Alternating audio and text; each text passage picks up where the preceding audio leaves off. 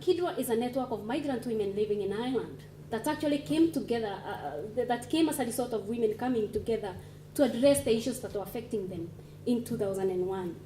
We wanted to create a platform not because there wasn't a platform in Ireland, but a platform that we can call our own, and that we can come together and articulate our issues and issues that are affecting us.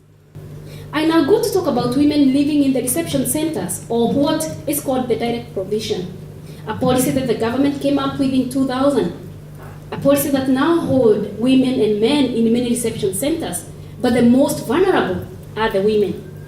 They have no choice. You have to live with what we are giving you. Most of them have been held in limbo for a long time. What actually we've been working on at this time is like if a woman complains or if they say something, they are moved into another center. And so you fail actually to say something in fear of being moved. At the same time, we've been working with a few women who have spoken about issues of being followed by men into their houses, in Mayo and in Waterford.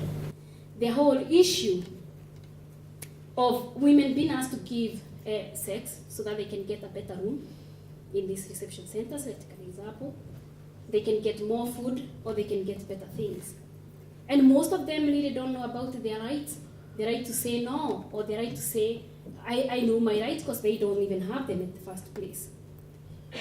However, what we've been doing as an organization, because we also have the whole issue of racism and sexism facing us as migrant women as a big issue, is to come up with ways of raising awareness, doing education and training, trying to raise the issues of human rights with the women as well.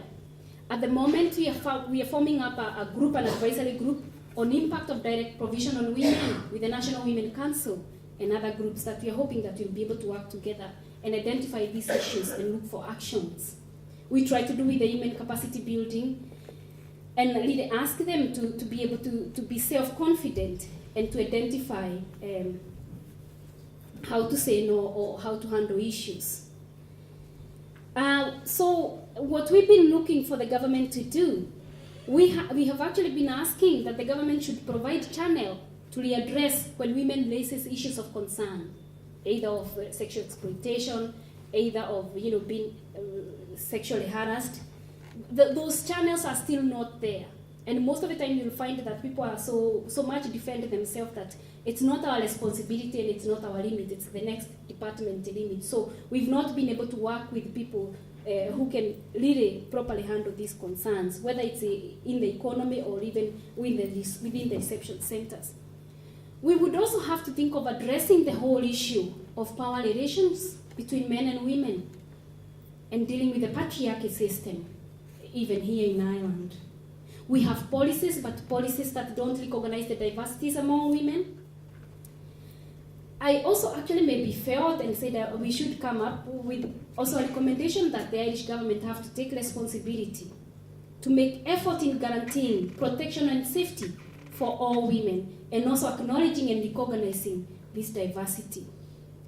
To conclude, in every meeting that I go, I do really ask for solidarity and support, because as a migrant women's network, it's very difficult and it can be very challenging, especially when you're raising these issues. You're seen as a noisemaker, you're seen as a troublemaker, you're seen as somebody who is just making things up. And I would actually like to ask for solidarity, that we can be able to identify the issues of insecurity, not only looking and being mean to only ourselves as migrant women, but women in Ireland. So I end up by calling you that you may still acknowledge and support the diversity among migrant women and women in Ireland today, because really the majority of the migrant women you see here are here to stay, and we'll see them for a long time.